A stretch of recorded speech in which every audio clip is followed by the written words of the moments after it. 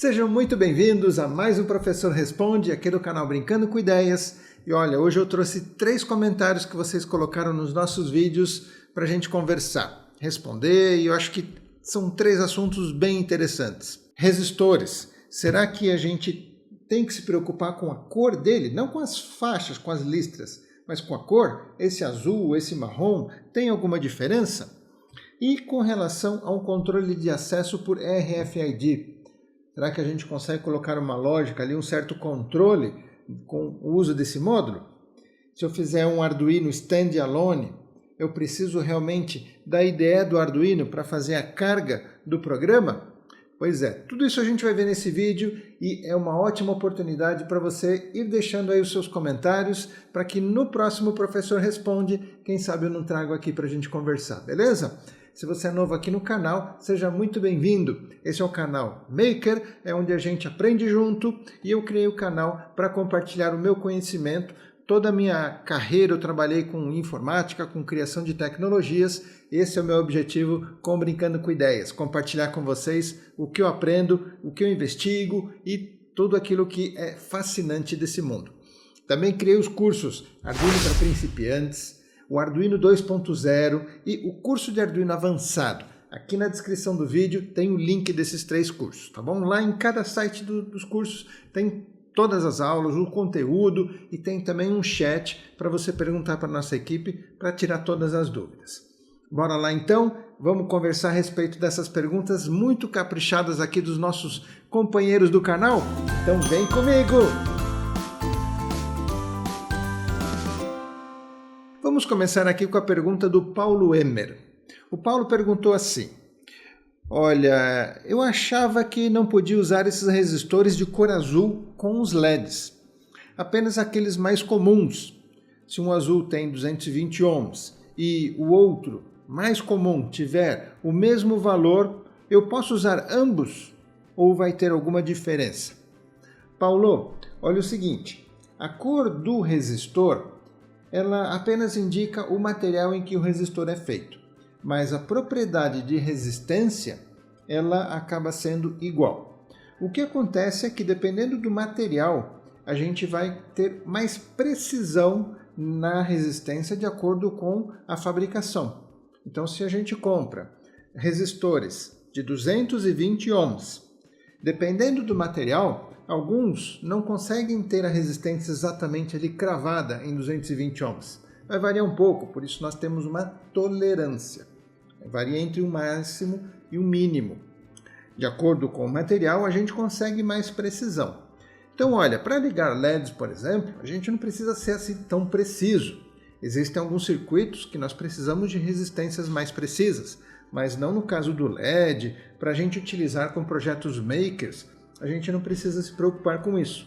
Em outras palavras, a cor do resistor, a cor externa, não afeta os nossos projetos makers.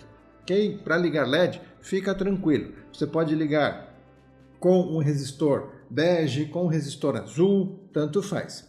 Inclusive, olha que curiosidade. Como o material dos resistores azuis ele é mais preciso, é normal que a gente tenha mais listras na definição do valor da resistência. Então, veja, esse resistor azul aqui, nós temos 4 listras que indicam a resistência, mais uma quinta que indica a tolerância. Já esse mais comum bege, nós temos apenas 3 listras de resistência e 1 de tolerância. Ou seja, a gente tem como especificar melhor a resistência com essas 4 listras.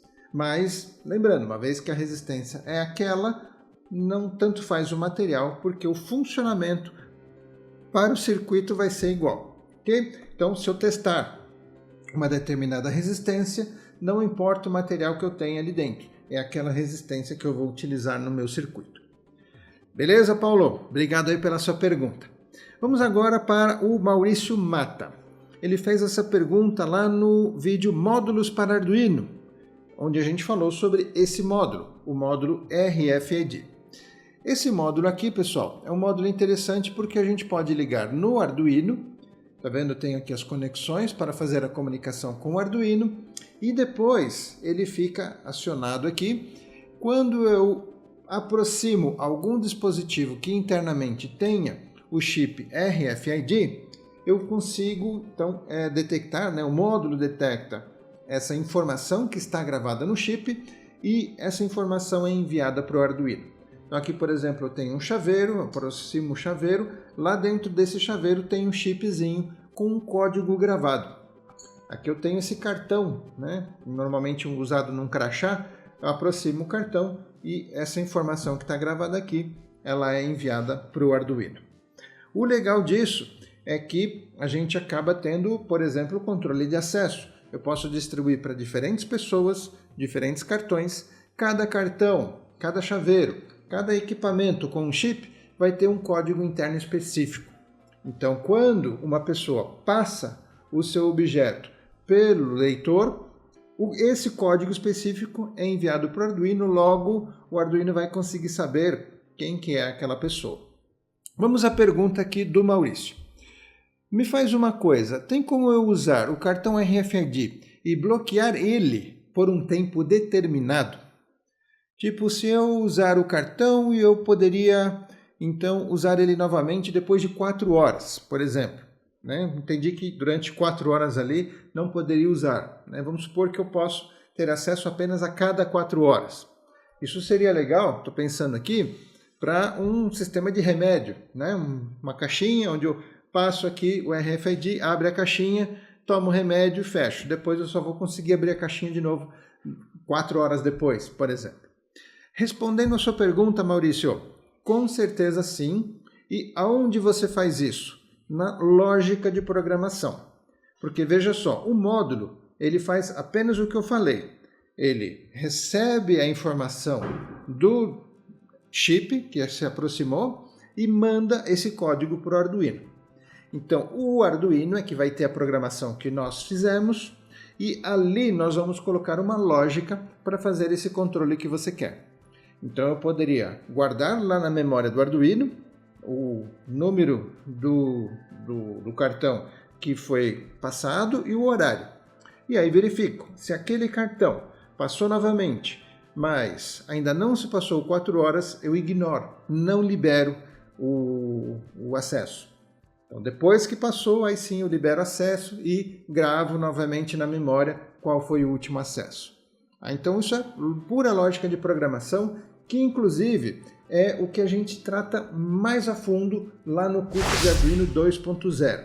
Tá? O curso de Arduino para principiantes, a gente repete alguns projetos, onde que para fazer funcionar esses projetos, a gente usa programação, eletrônica, mas a gente vai seguindo um passo a passo. Uma forma para dar ali os primeiros passos mesmo.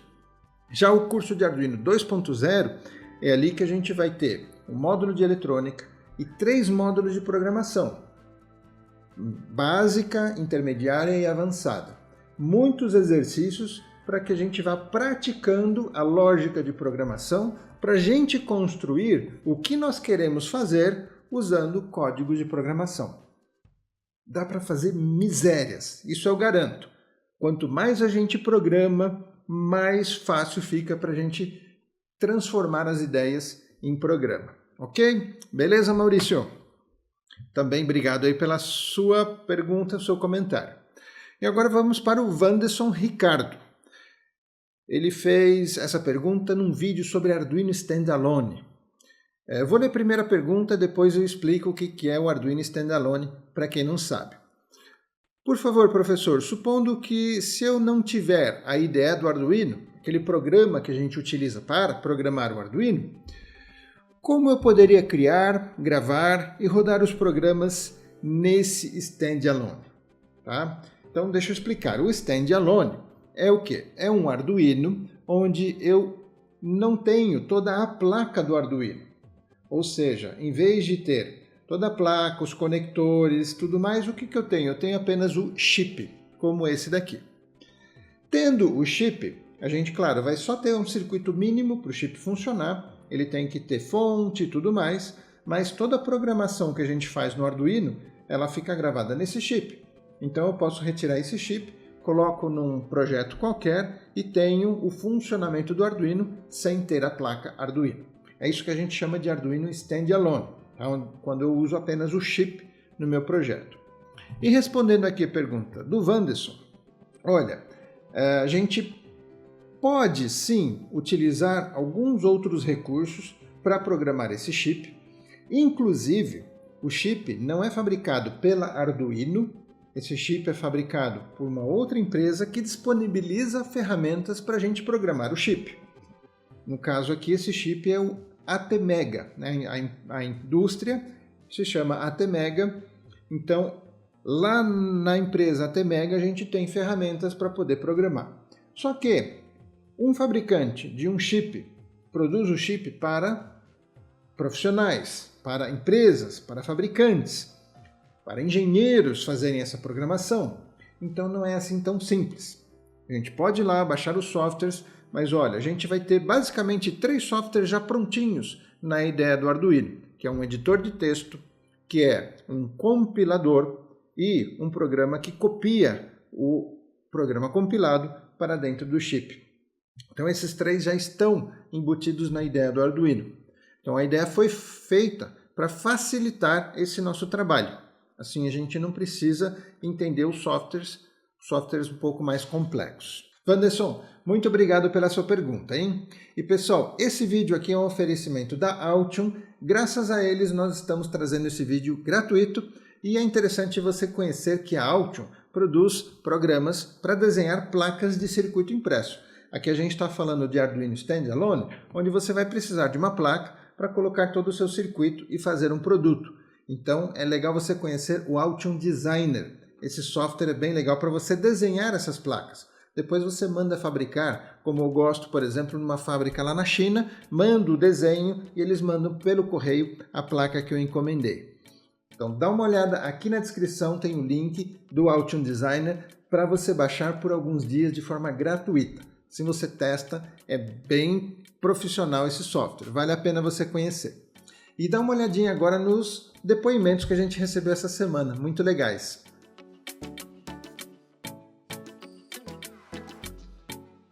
Show, pessoal! Muito obrigado pela sua participação e espero vocês aqui no próximo vídeo. Tchau, tchau!